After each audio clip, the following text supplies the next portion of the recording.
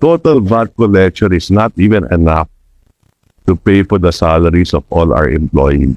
I leave it to Congress. If you pass a bill, my warning will be that there will be a possible credit rating downgrade. In next year, ang makokolekta natin sa VAT, BIR and BOC will roughly be 1.5 trillion. Ang pasweldo lang ng empleyado natin ay 1.7 trillion next year. So ang total VAT collection is not even enough to pay for the salaries of all our employees. Ang deficit natin next year nasa 1.6, 1.7 trillion.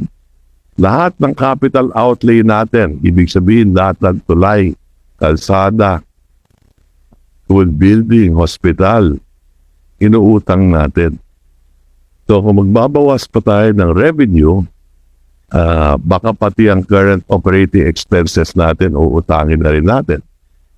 So a 20% reduction of 1.5 trillion for next year is 300 billion.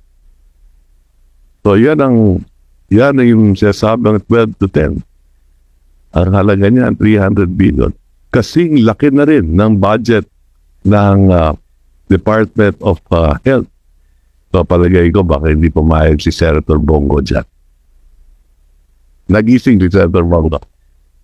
Pagka po sinuma natin itong 5 ayuda na binibigay sa ating mga kababayang nasa panig ng Maralita, Secretary, correct me if I'm wrong kung nagkamali ako ng pag-compute, pero parang 194 billion pesos lahat eh. Ngunit wala pong record kung ilan po yung nabibigyan.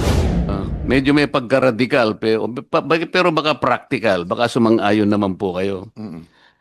Ang akin pong naisip, nakita ko po kasi yung napakataas po na presyo ng kuryente sa ating bansa.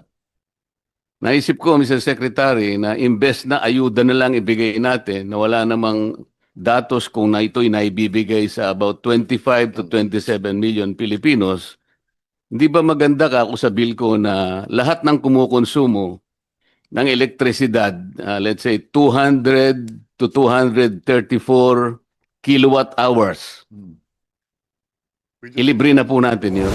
Mas mabuti pa yata, mas practical, na ibigay na lang natin na parang subsidy sa kanila. Siguradong mapupunta sa kanila, walang corruption, wala pang magpapasikat na politiko na akala mo galing sa kanila. Iisip ko na imbes na po ayuda na wala naman po talagang malinaw kung talagang ito'y kinapupuntahan talaga ng targeted sector,